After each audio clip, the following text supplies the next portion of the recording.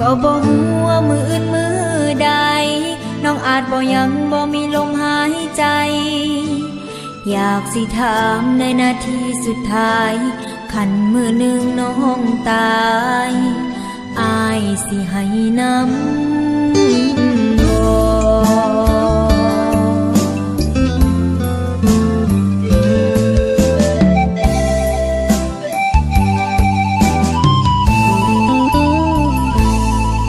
ก็บ่ฮู้ว่าสิเฮ็ดจังใดนับแต่วันที่อ้ายเบิ่งเปลี่ยนไปอยากสิถามเพื่อให้หูความหมายคำว่าฮักไปจนมือตายอ้ายนั้นลืมแล้วบ่คือจังทิมกันง่ายได้น้องฮักอ้ายหลายแท้น้องความจริงใจน้องให้บ่พอหรือใดน้องบ่เข้าใจสายน้ำใจอ้ายเคยมีให้มันโคตรแข็งแรงกว่าทะเลทรายความฮักจริงที่น้องมีให้อ้ายเก็บไว้บ่ได้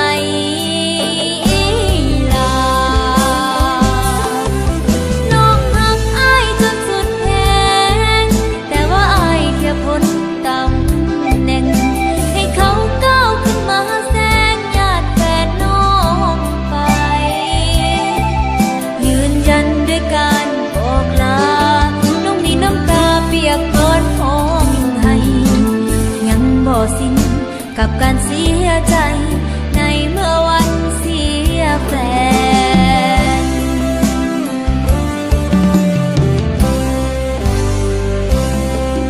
ก็บ่ฮู้ว่าสิเฮ็ดจังใดนับตั้งแต่วินาทีนี้ไปคือสิเก็บอาการเสียใจบ่ไหวจึงอยากสิถามตอบน้องแน่เด้ออ้าย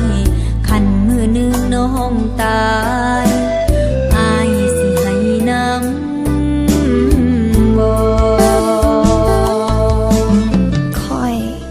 ข่อยน้องไอโอแล้วซันไอโอมาบอกไอโอโทรหานาเดียแน่เด้อของสิ่งนี้จะคอยปกปักรักษาและคุ้มครองเจ้าให้เจ้าปลอดภัย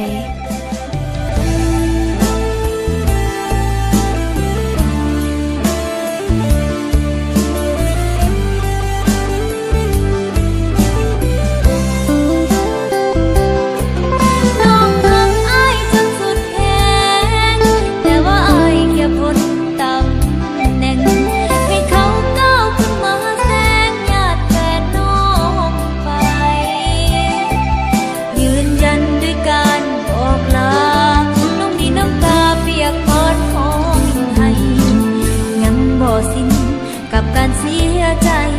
ในเมื่อวันเสียแฟน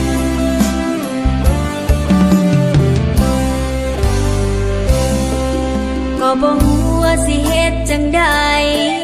นับตั้งแต่วินาทีนี้ไป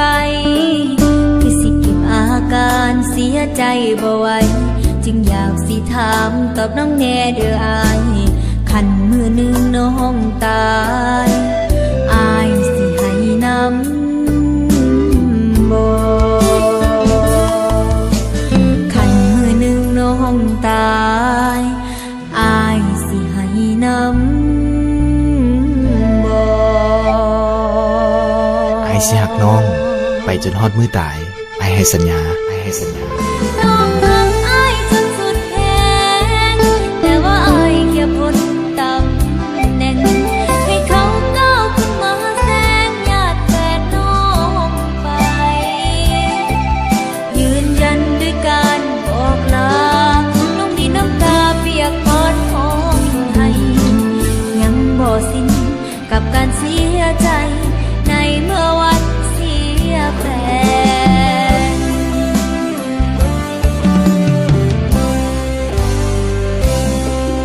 ก็บ่ฮู้ว่าสิเฮ็ดจังใดนับตั้งแต่วินาทีนี้ไป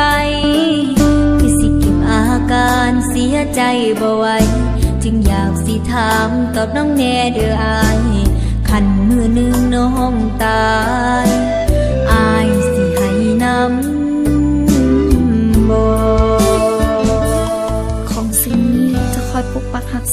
คุ้มครองเจ้าให้เจ้าปลอดภัย